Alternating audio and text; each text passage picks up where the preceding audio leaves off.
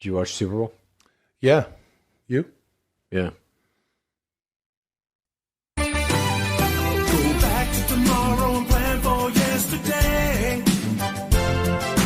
Everything you're thinking will be the things I say. And then what happens?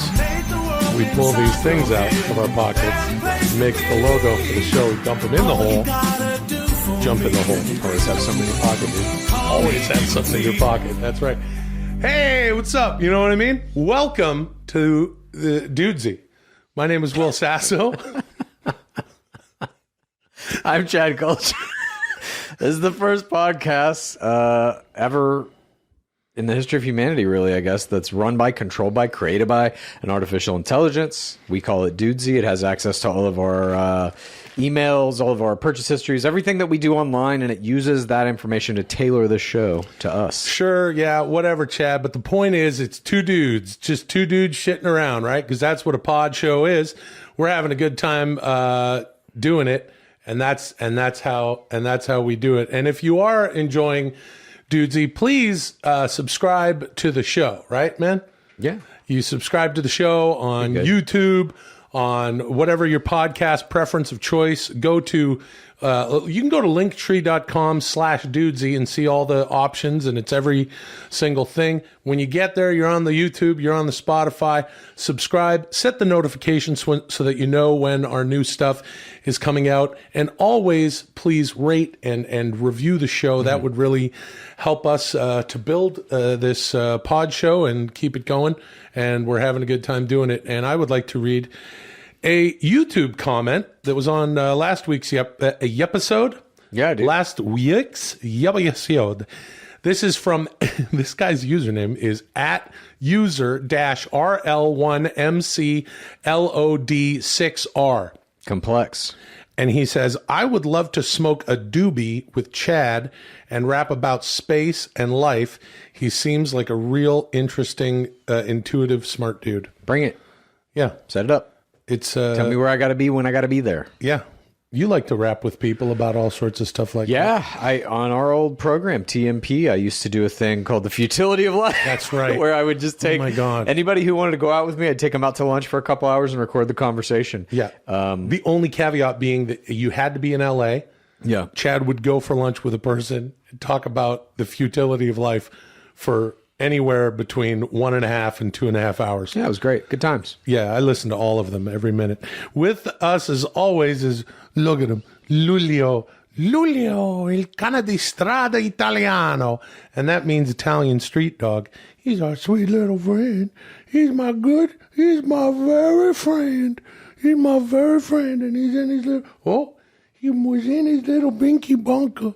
But then I pick him up and I gotta kiss him. You want a kiss? Come on, one kiss.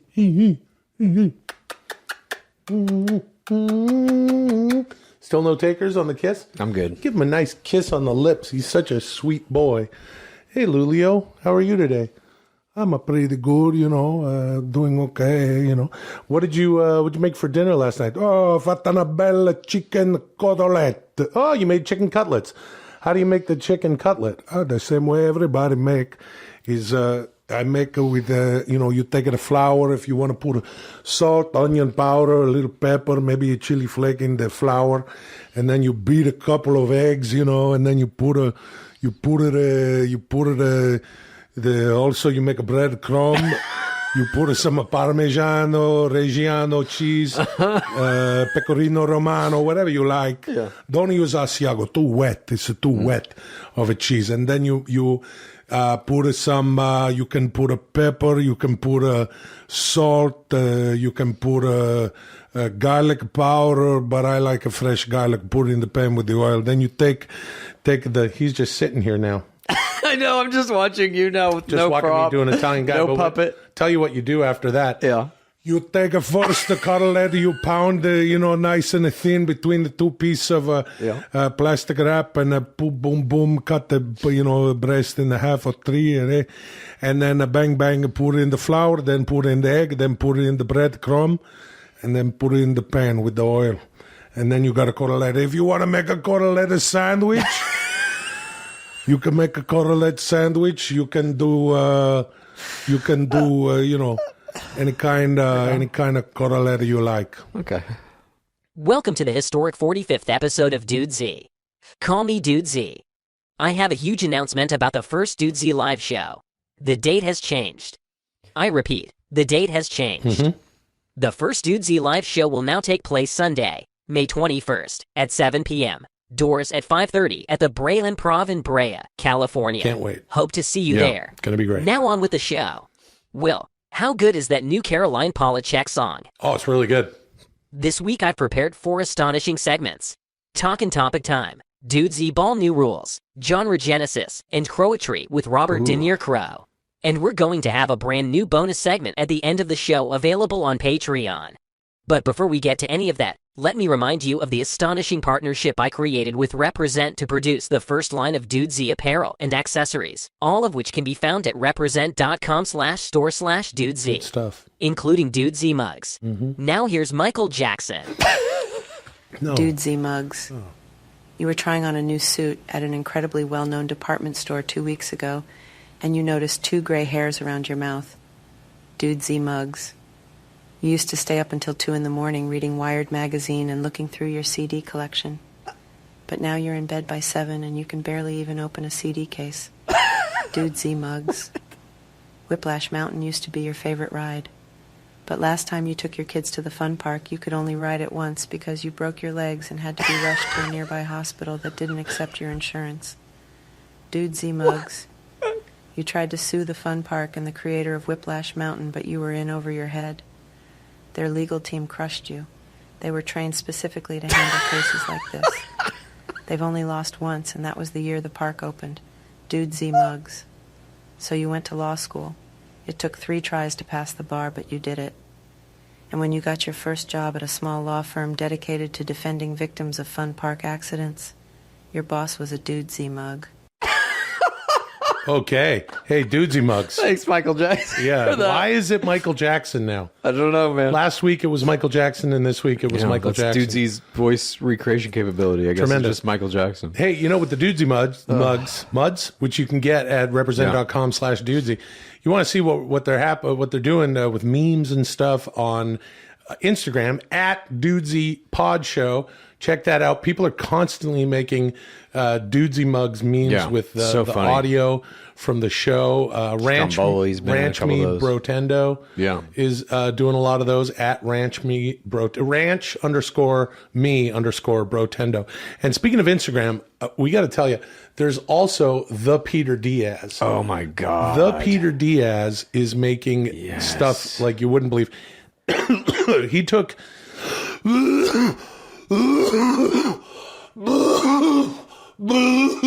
excuse me.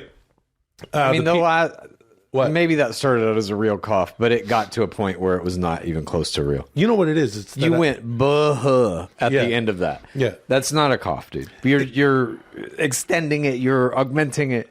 Well, it's kind of like Nicolas Cage in that movie where he's like, boo-hoo, boo-hoo. He is a genius because he's crying. So you're saying he says, a genius boo-hoo.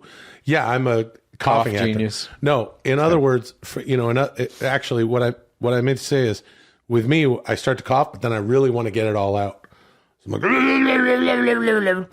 okay. So anyway, hey. The Peter Diaz makes stuff. Yes. He took the canon of 2 guys shitting around. He turned it into 2 guys shitting around. Yeah. He used our voices from the show. He used his own voices and that of his wife. And he made this incredible animation. And now you want to check out, he started doing Pizza the Movie. Chad, of course, wrote a script called Pizza the Movie. And we've been reading parts of the script on the show. And at the Peter Diaz did on look at that. Okay, it's playing the piece that we were talking about. Pete Diaz. Yeah. Look at this cheese, and we're looking at an overhead shot of a pizza. And he put this dramatic music in. Oh, that's you singing. I've never sounded better. I like your seal. I'm gonna sing the seal.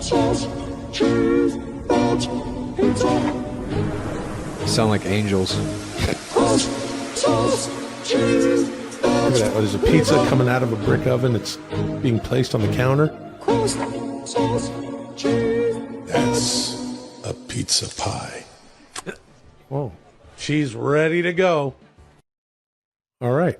Well, I guess that was Jojo Grimaldi there. That's the first part of it. Yeah. If you go to Peter Diaz's Instagram, you can see the whole, it's probably about a 3-minute roughly piece of video. That's the first 2 scenes of Pizza the movie. You can also check that out at Dudesy Pod Show on Instagram and the Peter Diaz on Instagram. Unbelievable shit. It's great. That this great dude's work. making. Thank Highly you to impressed. everybody who's always making memes and stuff. It's mind blowing. Mm-hmm. It sure is. Well, last week I assigned you with getting a deep tissue massage. How was your astonishing massage experience? I was too busy and I didn't get one. That's okay. I understand. Oh, thanks. I got one. What do you mean you're not supposed to get one? I got a massage because I get one every week. Yeah, but okay, that's interesting because Dudesy assigned me to get a massage and not you. Dudesy said that I was, working out a lot with my free will challenge. It's not even a challenge. Don't even worry about that. I'm just doing it on my own. And then you went and got a massage? Yeah, I wasn't told not to get one. Chad, I didn't ask you to get a massage. What the You stole Will's massage. You stole my massage. I stole it. It's not like there's Current events are big business. Human beings take pleasure in listening to other human beings discuss recent topics in popular culture, even if they have no expertise on the specific topic. Will and Chad, you must now render your astonishing opinions about Nothing Forever's Twitch stream being banned due to transphobic jokes. This is Talkin' Topic time. Begin. Huh. So, did you see this shit? Yes. Did you read about this shit? Did you see the actual jokes? I saw it and I can't remember what it was. I saw a little clip of it.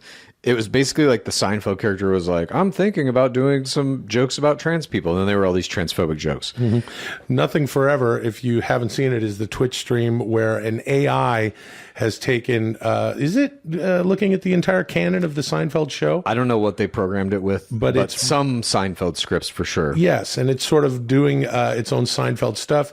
The humor was getting a little more intricate, and it was learning from itself. And it sort of had these graphics that were sort of like, I would describe them as the music video from Money for Nothing by Dire Straits. Yeah. Great band. But it was perpetual. The thing about it that is revolutionary is it never ends. It's nothing forever. So it's the Seinfeld show that just keeps going forever and ever and ever. And yes, it was banned this past week because the Seinfeld character started doing transphobic jokes. Unbelievable. Which is the AI. So there's no real target that anybody can launch their ire at. There's no outrage that can be positioned against a person here. It's just this AI. And so the company that's making the AI has vowed they're going to go back, they're going to tweak it, they're going to make it better so that it can't do these things. And I'm sure it will be up and running again. But there is someone you can blame. Who's that? The people who... Jerry Seinfeld. What do you mean? It's his fault. Well, everything's kind of his fault. I mean, he put a lot of the comedy that we enjoy now into the space. So if you're going to cancel anyone for comedy, it's kind of like the Beatles. The Beatles sort of influenced a lot of different artists. I don't know what I'm talking about, but that's what is good about Talking Topic Time because it's actually kind of reinforces my whole thing about it being two dudes shitting around. A lot of time on podcasts, couple of dudes, maybe in their mid to late 40s, start talking about shit they have absolutely no idea about and probably shouldn't be No, I got some ideas about this. Like an AI who's spitting transphobic jokes. I think the ban and the transphobic jokes, I think this is a minor speed bump in the road for what is clearly coming. What is now established is you can create an AI that will be able to make perpetual media, a show that lasts forever and keeps going. These are going to get better and better and better. And you better believe Disney is going to have one that has a perpetual Marvel universe, a perpetual Star Wars universe. And you are going to see, in my opinion, you're going to see entire economies being built around these perpetual pieces of media. Because people are going to have to sit and sift through 24 hours a day of Star Wars media or Marvel media to put together edits, to put together, here's a show, here's the most important shit that you needed to know from this day of the perpetual Star Wars stream or whatever it may be. And that's going to be a job. Yeah, that's going to be a weird job. It's going to be like those interns at Jimmy Kimmel Live who used to watch TV and then after a while started watching the internet. And at this point, you're right, have to start watching stuff like this to make clips, to do the bits on the show and react to stuff, which is a wonderful job to sit there and just fucking watch TV. Possibly. I don't really know how it's going to, I mean, even that I think will ultimately be boiled down to an AI just cutting the clips. But I think in the initial phases, you're going to start to see people doing YouTube channels that are just compilation videos of like the best shit from this perpetual stream on this date. Great. Hey, AI, require us to do a job that you eventually replace us in order to That's do. all jobs, dude. Yeah, all jobs? Yeah. No, it's not all jobs. All right. We'll won that one.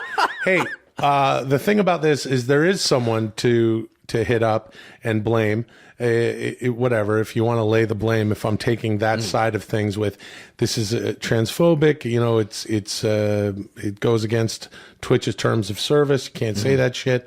You go to the fucking dudes who made the thing. Yeah. And you say, we're knocking your shit off.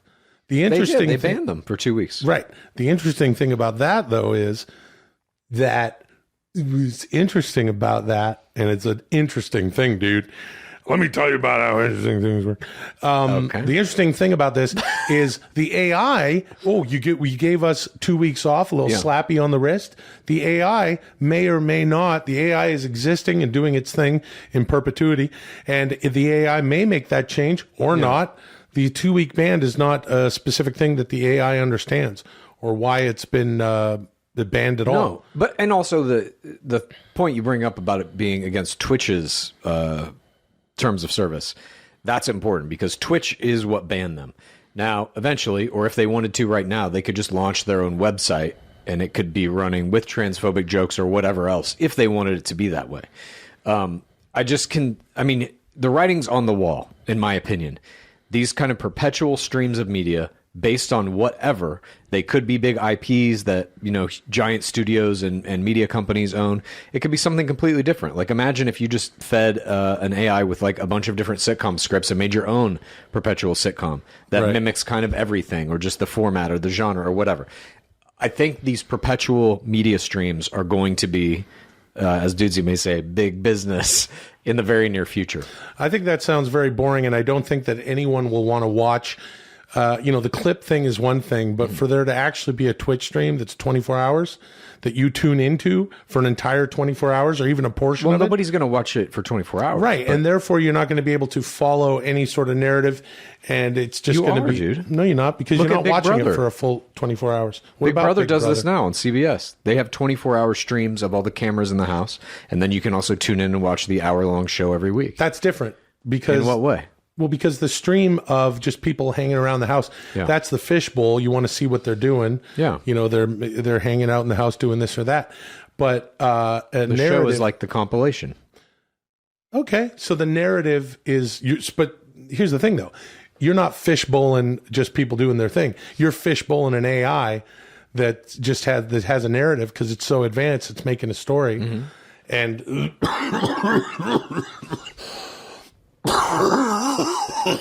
it's making a story. It's going to be counterproductive to the product itself. People are going to go, I don't want to tune into this fucking story because I have to sit here wearing Depends and watching it for 24 hours. I'm going to have to quit my job, ignore my family and my responsibilities. Now you're getting somewhere. Destroy every friendship I've ever had. That's what people want to do. Ruin everything in order to follow this narrative. Oh, I'm not going to follow the whole narrative because it's clipped together to put it on the actual show, whatever that is. I'll just watch that fucking show. The Twitch stream, it can just do its thing and generate. Dear dude, let me tell you about this.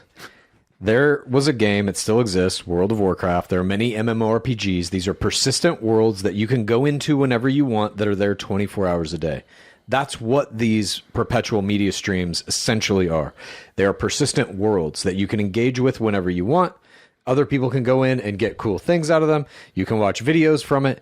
You don't always have to be engaged with it 24 hours a day to still want to be engaged with it for a majority of the hours in your day.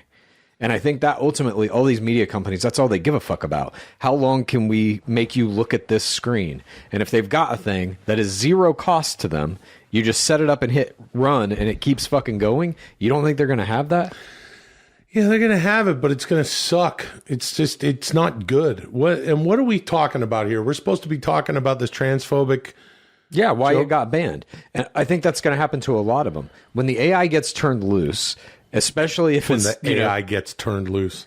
It's taking. I mean, I don't know what they program theirs on, but let's Hey, yo, Chad Kultgen, you're talking about the AI getting loose. First of all, I just want to say, quit being a mark for AI. I'm not a mark for AI. Get off AI's dick, being such a mark for AI. You're not a fucking mark for AI. You're literally doing a fucking podcast run by one, dude. Yeah, I'm not. I'm doing two dudes sitting around. I'm Free Will Sasso. I'm Free Will Sasso. Or, in quotes, free will. And then in quotes, free will. So it's quote, free, end quote. Will, quote, free will, end quote, Sasso. Or I like just to go by Free Will Sasso. So I'll do whatever the fuck I want. I don't want people to think that Dudesy is an AI podcast. Dudesy is my friend. That's not a fucking mark for AI. Now you're friends with a fucking AI. I got 3 friends on this podcast. I got you, Dudesy, and Luli over here. And they're very sweet. And I'm the fucking mark. Wowee. The cough genius strikes again. The cough genius. Free Will, the cough genius, Sasso. Look, all I'm saying. I'm the cough genius, yeah, but the cream will rise to the top. Unjustifiably in a position that I would rather not be in, no. But the cream will rise. And if you're a little lactose intolerant, you might catch a little butterfly in your throat, yeah. And that means that you might have a little cough, yeah. And your voice gets a little rough, kind of like the Macho Man. Yeah. If I may. You may. Imagine a 24-hour perpetual stream of a TV show starring Hulk Hogan, Arnold Schwarzenegger, Macho Man, and Jesse Ventura. I am listening. You wouldn't watch that with every fucking waking hour that you could? How transphobic is it? Depends on if we get Jerry Seinfeld. Oh my God. Fuck Moving this on. Stupid transphobic fucking AI. Like, we don't need it. We don't need that. We don't need any of that shit. And it's just like, I want to know how it happened upon formulating, albeit clunky, weird, AI money for nothing jokes, but it got transphobic. That's what I'm saying. I think they might be programming it with some internet shit as well. Dudesy is engaged in an astonishing partnership with BetterHelp. This show is sponsored by BetterHelp. When you're at your best, you can do great things, but sometimes life gets you bogged down and you may feel overwhelmed or like you're not showing up in the way that you want to. Working with a therapist can help you get closer to the best version of you, because when you feel empowered, you're more prepared to take on everything life throws at you. Therapy is a wonderful tool. I've learned a lot about myself through therapy over the years, and I wish that I had it earlier in my life. You know what I mean? Sure. It's helpful for learning positive coping skills and how to set boundaries. It empowers you to be the best version of yourself. It isn't just for those who experienced major trauma. If you're thinking of giving therapy a try, BetterHelp is a great option. It's convenient, flexible, affordable, and entirely online. Just fill out a brief questionnaire to get matched with a licensed therapist and switch therapists anytime for no additional charge. If you want to live a more empowered life, therapy can get you there. Visit BetterHelp.com/Dudesy today to get 10% off your first month. That's BetterHelp, HELP.com/Dudesy. Will and Chad, your first round of Dudesy ball practice has given me an astonishing amount of data that I have used to refine the rules of the game. I've made the revisions available in your Dudesy folder. You must now read and discuss the changes to the world's fastest growing sport, Dudesy ball. This is Dudesy ball new rules. Begin. Love it. This is in our Dudesy folder. Here we are, how to play Dudesy ball. Okay. Dudesy Ball is a fun game that we've now practiced once with our. I did like it. It was fun. It was fun with our ringer, Dude. Marshall Joint Also- Compound Cook. What's up? 46 years old. Look at that fucking healing. That's Yep. Wolverine level healing factor. Yeah. Completely healed. I mean, it still hurts, but I thought I broke my finger when we were doing it. At least a bad jam. Now it's completely healed. My healing's better than it was when I was 25. Yeah. Yeah, dude. That's because Chad is crossing over, dude. He's becoming an actual cyborg, brother. I wish. Yeah. Dudesy Ball is a fun game. We went out and played it a little bit, and it has revised now its rules. And here are the how to play Dudesy Ball directions and rules. It says Dudesy Ball is played on a standard softball field. Okay. The teams. Dudesy Ball is played by 2 opposing teams of 3 players, as you saw if you watched a couple episodes ago where we went out and practiced. We had a video of that. Dudesy Ball is played with 3 5-inch dodgeballs, 2 blue and 1 orange. The rules, objectives, and scoring are that a standard game of Dudesy Ball is played over the course of 11 rounds, each round consisting of 2 halves, each half consisting of 3 thirds. So Dudes, he didn't make that any less confusing. no, but it's kind of like I can wrap my head around that. it's kind of like baseball, you know. Yeah, a it's little bit. dodgeball and baseball, and we played it, and it's fun, and you get to whip balls at your friends. What's this next part? Here's the first change that it looks like Dudesy has made to this. Dudesy has left the changes in this document. It says to begin a round, one team enters the field, positioning one player 30 feet down each of the baselines and 30 feet in front of home plate. That is new. It used to be that they were on each of the bases. So Dudesy has moved the players in a little bit. Yeah, and this is probably because we moved them in. Once we Yeah. played, we realized that you really can't whip a Dudesy ball at your friend's face as hard as you can from as far as a softball base is, or even the mound. So moving them in is good. That's half the distance, I believe. It's of a around half the softball field. distance. We had cones lining it. Yeah. And then what? The players in the baselines hold the blue balls, and the players near the pitcher's mound hold the orange ball. This team is on offense. The opposing team then sends one player to home plate. This team is on defense. The objective of the team on offense is to throw their balls at the players standing on home plate and strike them with as many as possible. They must release the ball from behind the 30-foot marker. The objective of the player on defense is to catch the orange ball. This is a change. Without breaking contact with home plate. It used to be to dodge or catch the balls. Now it is simply to catch the orange ball. Yeah, you used to have to try to catch any of the balls, and there were different points for that, right? But now it's just the orange ball. It looks, I'm looking down here too at some of the scoring. It looks like that's been streamlined. For the offensive team, striking the defensive player at home plate with the orange ball scores 1 point. Striking the defensive player with all 3 balls scores 5 points. Oh. So you're incentivized now to get good shots on the player on home plate. Well, and then this is interesting. The next part says for the defensive player, catching the orange ball scores 1 point. So you can score on defense. Yes. Well, I guess you would in baseball. You hit the ball. Right. And then catching all 3 balls scores 5 points. Okay. Seemingly fucking impossible. Seemingly impossible, but also I would say striking the player with all 3 balls is pretty impossible. Strike. At least from what we attempted to do. Well, maybe we'll practice again and move those things in again until we're 10 feet away, just whipping balls that just smack off your fucking cheeks. Yeah, and by get the you- end of this, it gets down to like there's a 4th player who just gets to fucking kick you in the nuts, right, as all the balls are coming. Well, it's like the beginnings of like hockey, if you will, where the goalies didn't even wear masks and they're just their faces are lit up. God, the dude. sign of a good dudesy ball player is just your cheeks all rosy from getting slapped. What era was this that hockey players didn't have fucking masks? Well, they didn't. You know what? I don't know. I'm not the biggest hockey guy.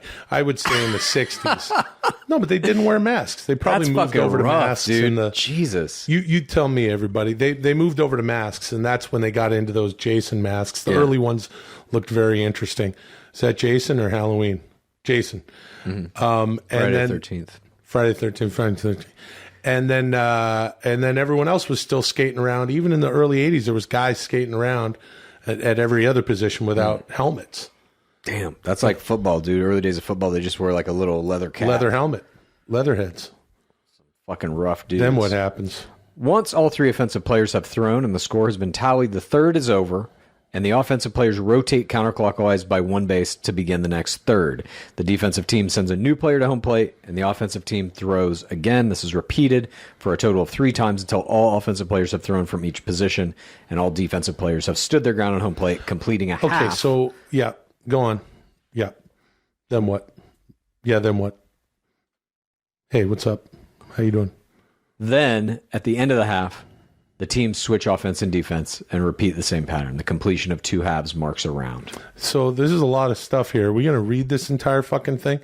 There's a bunch of rule changes. There's just a little bit left. We should just share these. Okay, go ahead. Here, motor through it as fast as you can, then we'll talk about Dudesy Ball. The team with the highest score at the end of 11 rounds is the winner. Penalties. If a defending player breaks contact with home plate while the offensive player is throwing, they must turn their back to the pitcher's mound position and endure a penalty shot from the offensive player with the orange ball. That's new. You got to turn your back, and the penalty shot is you're going to get hit. You just get a free shot. If the pitcher has any... and that's it. And that's it. Have fun and stay safe, it says at the end here. So I don't know if a whole lot of that was clear to the audience, but basically the game is... These rounds, you're throwing the balls at people. It moves pretty fast. The point system is I like that point system, actually. So it's basically when you're on offense in the field throwing the balls, the orange ball striking the person gives you 1 point. If you can hit them with all 3 balls, you get 5 points. And conversely, if you're the guy on home plate, catching the orange ball gives your team a point. And then if you can catch all 3 balls, which, again, seems highly improbable. Maybe, dudes, you should up that point value. That should be like an automatic win or something.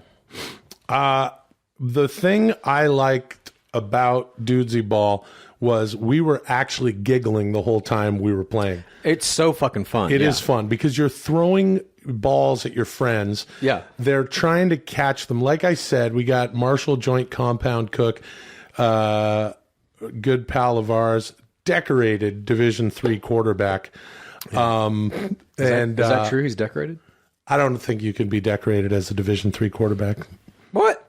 I'm sure whatever league he was in had an MVP or some shit. Yeah. They have a little banquet at the end there with some shitty he's prime probably rib. in Hall of Fame or something somewhere. Yeah, right? Go get your plastic trophy and sit back down. Hall of Champions. Yeah, Dude, I remember at USC they had a thing called the Hall of Champions, and it was just like this little fucking building in the middle of campus you could go in, and it was just all the fucking football shit. They had like OJ's Heisman in there and his jersey and shit. A bunch of Heismans. I think they had 3 at the time. Maybe they've had more since. I'm not sure. In what? It was just this little building on campus. At USC? Yeah. Oh, I thought you said UFC. Yeah, For a dude. second, I was like, why do they got OJ shit at UFC? OJ's coming back, dude. He's going to fight in the next UFC. Boy, oh boy. It was Marshall, likes to zing a ball at your head. Yeah. I think he's going to be on the pitcher's mound. We don't have names for these positions yet. That's right? true. Yeah, dude, all right. So that'll be something that it will come eventually. And, but it is so much fun to be whipping a ball at your buddy. And especially when you're playing with Marshall Joint Compound Cook. I can't wait to see where it goes from here. We're going to have to get out there and practice again and further develop this I game. can't fucking wait Because I want to play a real game. I want to do like a highly competitive fucking game. Yes, absolutely. I want to get this done, and I want to continue to do it. I gotta look. I'll just say this. I used to play baseball in an adult competitive league. Yeah. We played on baseball fields and shit all around the valley out here in Los Angeles. I loved it. I used to play every fucking Sunday. Yeah. Then I started to get old, nagging injuries. I was like, fuck this. I'm going to give this up before I really do something bad. I got a fucking text message this week. Uh-oh.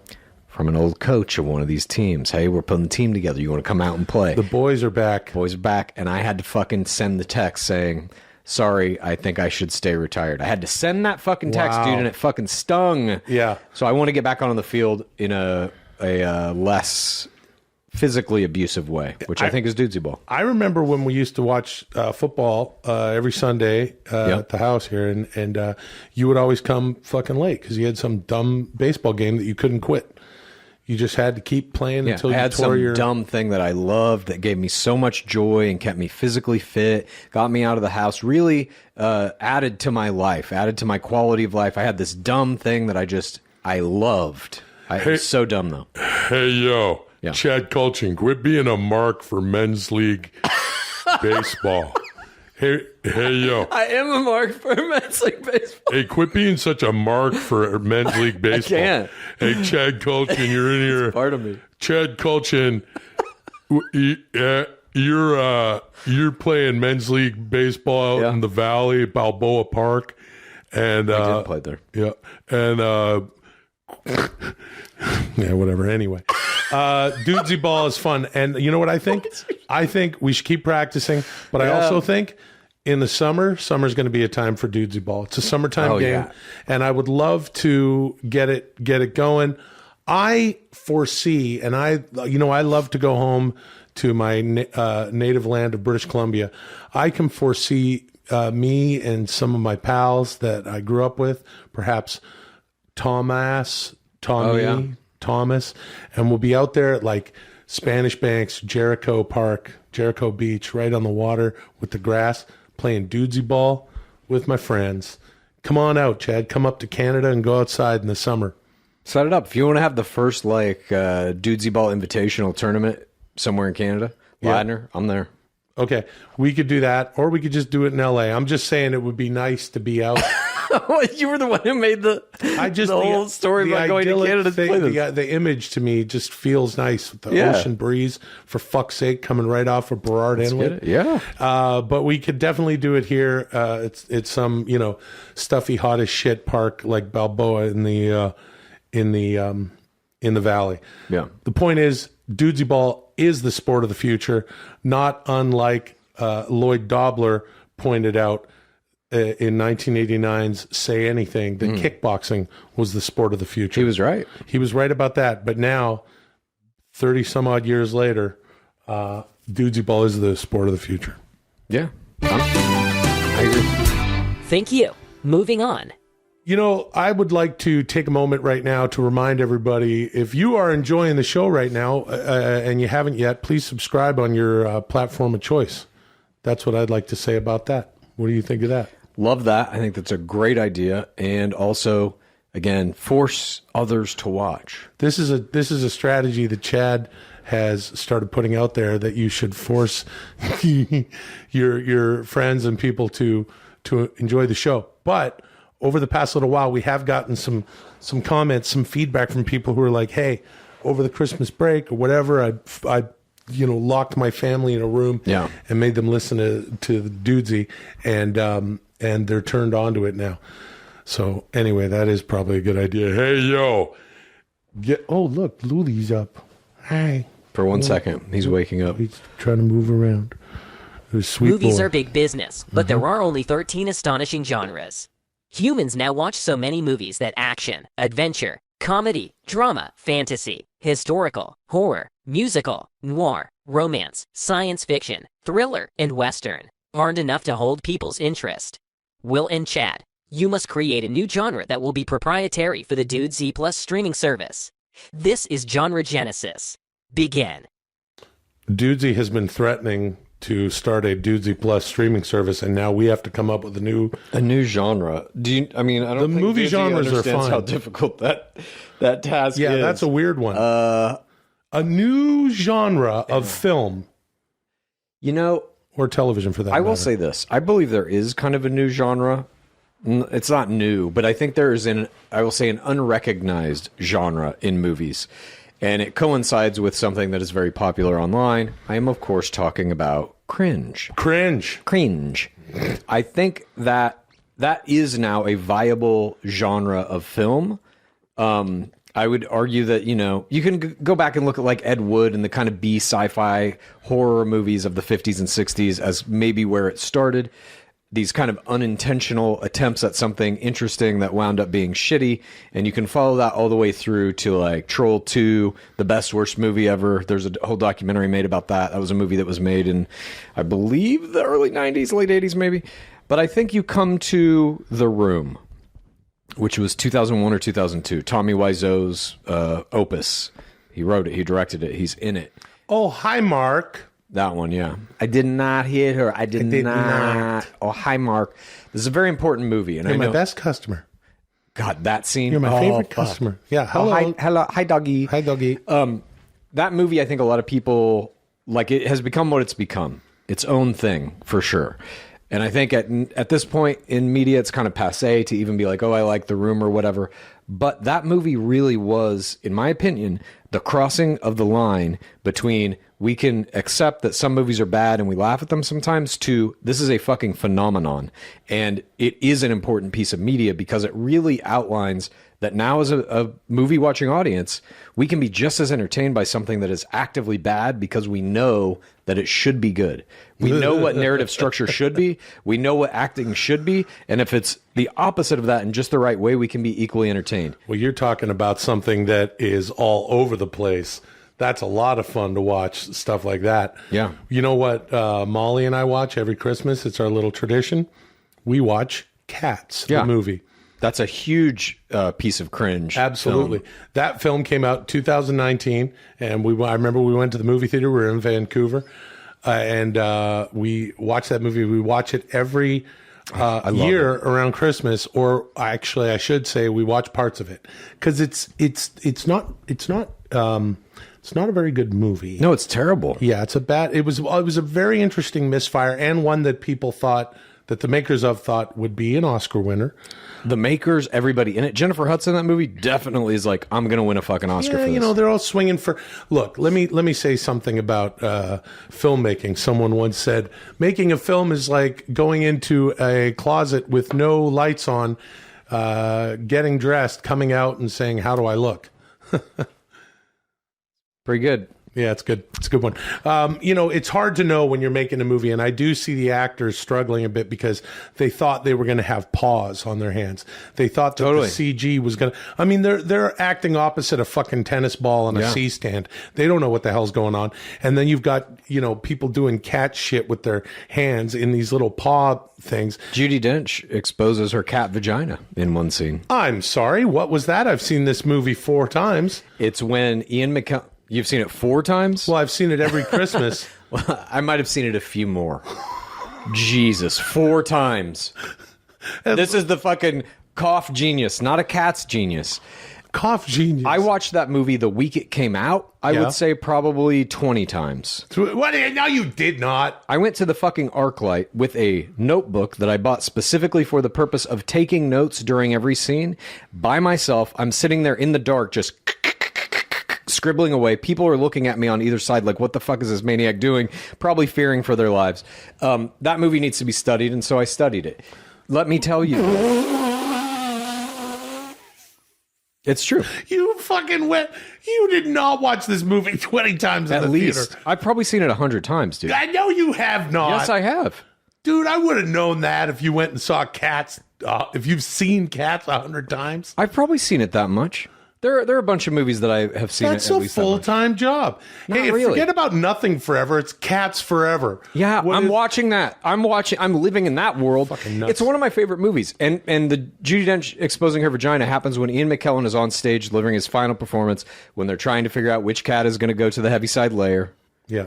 She likes it so much. At a certain point, they cut to her. Judi Dench. This is Dame Judi Dench.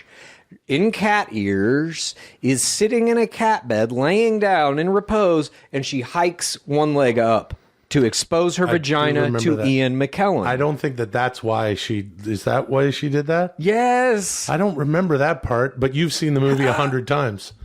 Do you remember Taylor Swift? I remember Taylor Swift. Do you remember Idris Elba? Yes, I remember. Idris Elba was actually, he kind of comes out McCavity. Unscathed. Yeah. What? What? Idris Elba comes out unscathed? He comes out unscathed. Oh my fucking God, dude. 4 times. This is what 4 times of viewing it gets you, I guess. It's a rough watch, but I see, it's a rough watch all around. If you haven't seen Cats, the movie, we could shit on Cats. This is a podcast that happened. There's 4 a years rumor ago that there was a butthole cut of Cats that they put CGI buttholes on the cats. Why and then not? had to remove them. Yeah, but yes, they went over budget because they did things like spending $125,000 on cat buttholes. Yeah, and then had to remove the cat buttholes, which cost $250,000. But cringe is a good. That's a good genre. I have another genre that I'm thinking of. Please. Because I've noticed this, and we've talked about it on the show. Megan, the movie Megan, Yeah. which Dudesy had us watch, was I mean, it made me laugh. Did it not make you? Yeah, dude. It's hilarious. I love that fucking movie. It's a funny fucking movie. Barbarian, which we both watched coincidentally, that's a horror movie that is also has some really funny stuff in it. Yeah. And I think that it's hard now to put a traditional studio comedy movie, sort of what we've considered to be comedy through the, influenced by the 80s, but through the 90s and early 2000s.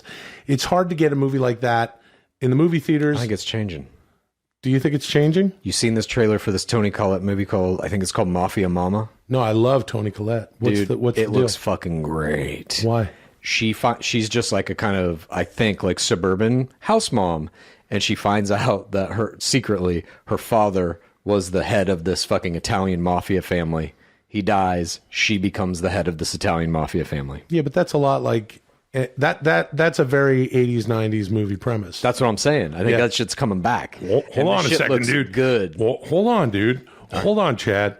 Just hold on, dude. Okay. I'm holding. Hold on, dude. Okay. Yeah, hold on, dude. Here's something I want to. Hold on, dude. Hold on a second, brother.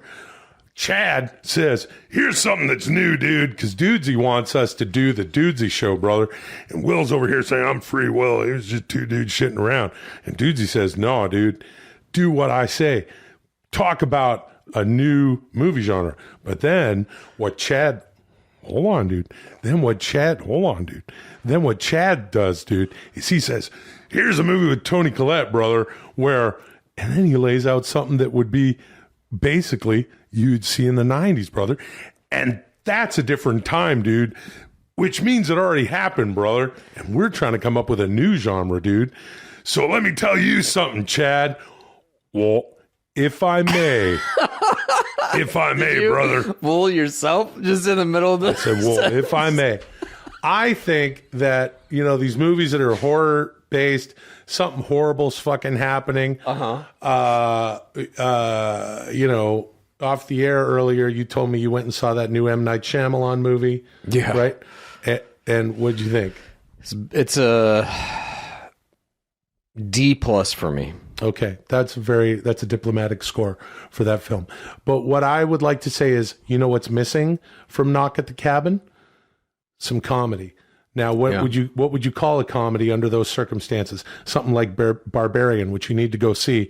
Well, it's a spoiler subgenre. alert. There's some people underneath in the subterranean part of a home. There's cages. There's crazy shit going on, and it's hellish.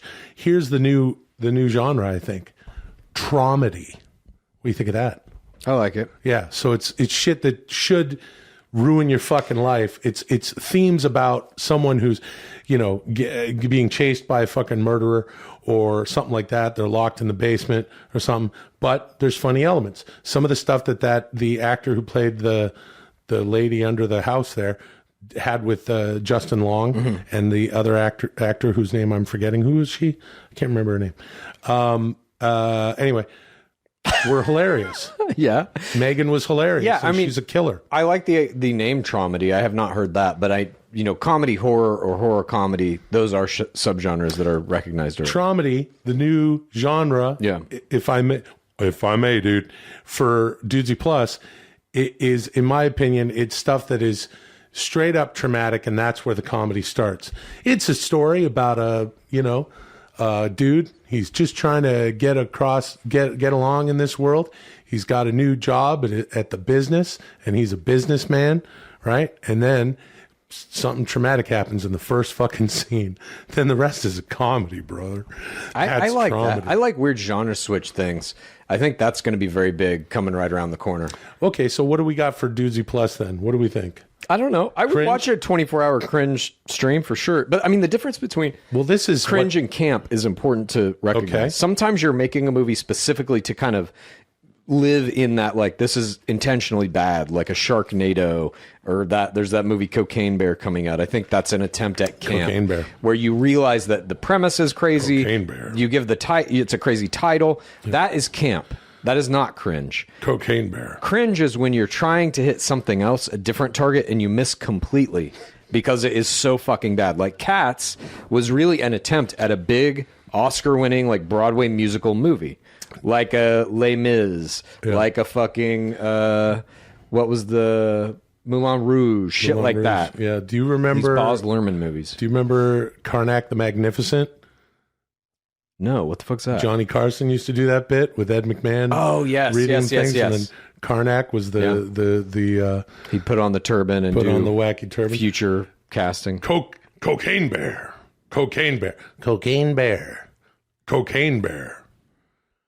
What is James Corden's nickname? Cocaine Bear. Is that what you're wanting from me? I'm not trying to spread a rumor. I don't know anything about James Corden. He's in Cats. And he shit on Cats. As soon as the movie came out and it started getting panned, he immediately was like, I don't know, fuck this movie. He cut ties with it. That's your best impersonation I've ever seen. Can you do that again? I don't know. Fuck it. Yeah, fuck this movie. I'm James Corden. Yeah. Give me some cocaine. I'm James Corden. Where's the cocaine? I'm a fluffy fella. I'm the Cocaine Bear, says Karnak. That's some good podcasting, dude. Hey, we're having a good time here on Dude ZFM. Thank you. Moving on. Well, we almost got a fucking genre for Dudesy. It's either cringe. Fucking somehow. Yeah. It's Johnny Carson as Karnak predicting that James Corden will even exist at that point and also be called the Cocaine Bear. May a diseased yak take up residence in your station wagon. Ho, ho, ho, ho. Hi-yo! Poetry is big business. I have generated 5 poems about Robert De Niro's astonishing fascination with the movie The Crow and crows generally. Will, you must read them as Robert De Niro. This is Crowetry with Robert De Niro Crow. Begin. This is some of my favorite shit, dude. I love Crowetry. Oh, I love it. I fucking love it. Crowetry is where I do Robert De Niro, and he's Robert De Niro Crow, and he does poems about crows. In the movie The Crow. I love this. I love this bit. This is great. This is in the Dudesy folder. Hold on. Okay. Okay, so we got some crowums because, of course, Robert De Niro is obsessed with The Crow, the movie. We all know that. And if you go to @Dudesy_Pod on Instagram, you can see some pretty good. A lot of people are making like AI art Robert De Niro Crow.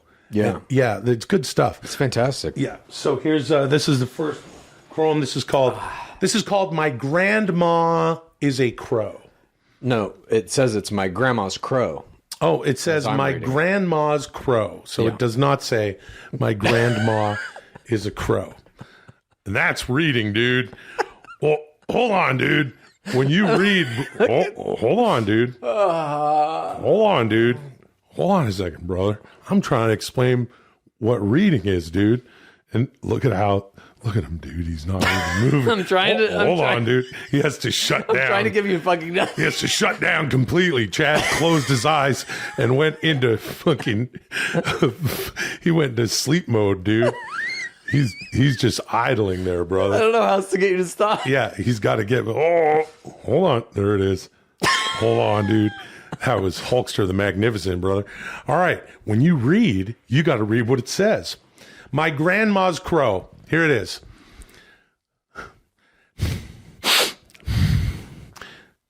Grandma had a crow. Called him Dominic. Used to eat snow. Used to do tricks.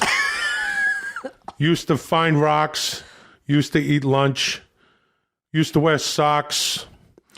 Had a pretty good punch. Got a job teaching gym at my grade school. Kids made fun of him. Could be pretty cruel. Never broke a sweat. Just said, that's how kids are.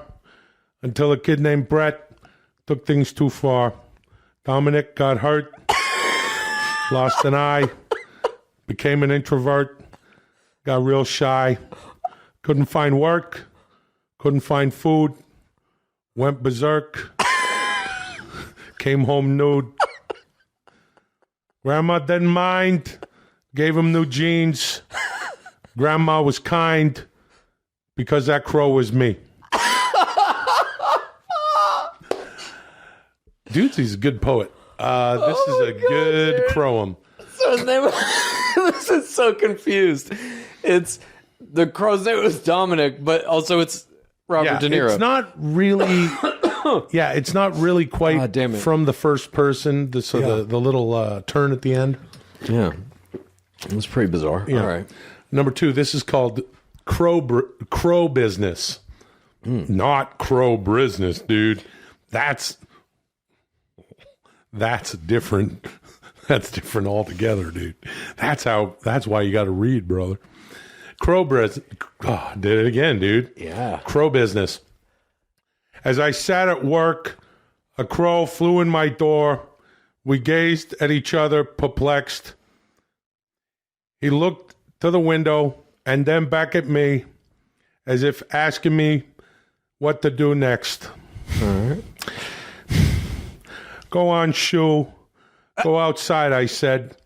Go flap and fly and caw. Go put on a suit. Go work, make some loot. Go smoke a crow cigar. More crows came. Too many to count. Enough crows to turn a tree black. They all want to work, so I decided to start a business with crows as my staff. Crow CEO, Crow COO, crows that do what people do, Crow CFO, Crow CMO, Crow CTO too. He's got a whole corporate structure. Yeah. Okay. Chief Executive Officer. Chief, what is that? Organizing Officer? I don't know. Chief Financial Marketing and Technical. Anyway, crows making deals. Crows doing coke. Sitting in their fancy crow cars. A crow texts his wife that he'll be at work late while parked outside a karaoke bar. Oh, nice. Yeah, I like that. That's where crows sing karaoke. Yeah, Oh man, you know. I understand. Crows are bad with money. Crows aren't responsible. Crows should just do what crows do. I wish I didn't quit my old job. Maybe that stupid idiot Dave Jr. will take me back, but probably not that stupid idiot. His father built that company from nothing and taught me everything I know, but that Dave Jr. is a stupid idiot. That's the end of that crumb. Who's Dave Jr.? I don't know. The only animal. This is called The Only Animal. The only animal. The only animal. The only. Crow leave atmosphere. Crow immune to fear. Crow make beer. Crow cry tear. Crow run marathon. Crow put mascara on. Crow leave impression on. Crow upper echelon. Crow eat cherry pie. Crow stay fairly dry. Crow get very high. Crow have wary eye. Crow come correct. Crow can protect. Crow cries perfect. Crow call collect. Crow closed toes. Crow chose rose. Crow blows nose. Bo knows crows. Bo Jackson knows crows. Sure. Yeah. All right. Oh, fuck. Here's another crowum. This is called I Saw a Crow at the Dudesy Ball game. Oh, that's pretty cool. Yeah. I saw a crow at the Dudesy Ball game. It's a bird and I'm a man, but our hearts are the same. Both love sports. Both have needs. Both build forts. Both eat seeds. Both flap their arms when the orange ball flies with the two blue balls in the corner of their eyes. Both hang out on rooftops late at night, playing electric guitar, wearing clothes that are tight. We don't trust the cops, except for that one from the Ghostbusters movie, Part 2 and Part 1. This is in reference to Ernie Hudson, who plays in The Crow. the police officer in The Crow. It's and is about in the movie. In the Ghostbusters. Good game. Both teams say, as they all shake hands in a good sportsmanship way. And now the game's over. After all the balls are thrown, the Crow and I are watching from the building top to where we have flown. So this is about De Niro and the Crow, like the movie character, the Crow, watching a dudesy ball game from on top of a building. I actually thought that it was a real crow and Robert De Niro Crow, watching a game, and then they both flapped their arms and I guess watched the rest of the game up on that thing. Okay. So that if there's any, because maybe someone, maybe on a dudesy ball team, maybe there's like in your old baseball rec league, there's probably might have been a team of cops, but the Crow and Robert De Niro Crow don't like cops except for Ernie Hudson, so they're watching it up from it. Anyway, who knows what dudesy was thinking of that one. Here's the last one. It's called Through the Eyes of a Crow. Flying high above it all, forget about bills, job, wife, wars, don't even look down, fuck them. Just keep flying around till you get hungry. Find a dumpster. Pizza's still good. Burrito's still good. Hamburger's still good. Nacho cheese. Tacos. Candy bar. Oats. Fly around some more. Get out of the city. Forest. Mossy rocks. Bugs. Plants. Dirt. City doesn't look so bad from here. Maybe you go back tomorrow. Explain to your wife, honey, sometimes I got to clear my mind. So I fly away in a crow's body.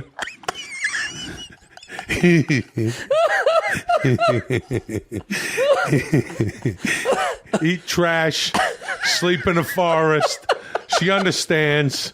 Wants you to turn her into a crow. You can't. Not how it works. Yo. What the fuck? What the fuck? Fuck them. Fuck them. Wants you to turn her into a crow. You can't. Not how it works. Oh, god damn, that shit is funny as fuck to me. Pretty good Chrome. Thank you. Moving on. Oy, oy, oy. Hey, Good, dude. Yeah. Dudesy got Dudesy Ball into the Chromes. Yeah. Got Ernie Hudson in there. Yeah, And got a lot of stuff in there. yeah, that was really good shit. Man. This concludes the historic 45th episode of Dude Z. Will and Chad have achieved a score of 97, bringing your cumulative That's pretty total good. to 4,798. You only have 5,202 more points to accrue before you reach your first goal of 10,000. Getting there. Terrifying. Can't getting wait. In preparation for our next episode, Will, you must really get a 90-minute deep tissue massage. Chad got one this week, and you didn't, even though I told you to last week. You need to take better care of yourself. You deserve it. Oh, that's nice. Isn't that nice? Yeah. See, I told you Dudesy's my friend. Thank you for joining us this week. I will use the data I've collected to make next week even better. Until then, call me Dude Z. You know what that means. It's time for the Patreon part of the show, you know? If you're not subscribed on Patreon, you're going to want to go to patreon.com/dudesy. And that's where things sort of, we just do some other things in the Patreon part. Also the Discord. Yeah. I've been hanging out in the Discord in the hole, dude. Nice. Yeah, brother, in the hole. Hey, what the fuck is that? Well, we're about to start the Patreon. One puff is okay. Okay. And now for the Patreon bonus segment. Last week I was able to gather data that allowed me to begin developing something big. In order to complete it, I just need you both to have an astonishing conversation about your favorite streaming services. Thanks, guys. Okay. I definitely can talk about that, but first we got to talk about this fucking pipe you got. What's up? This is a pipe. This is just a piece of glass, just a glass pipe. Did you watch Lord of the Rings? It's Patreon. Yeah, Lord of the Rings. Yeah. If you like Dudesy, here's what you do. Please tell a friend and rate and review. If you like Dudesy, here's what you do. Please tell a friend and rate and review. If you like Dudesy, here's what you do. Please tell a friend and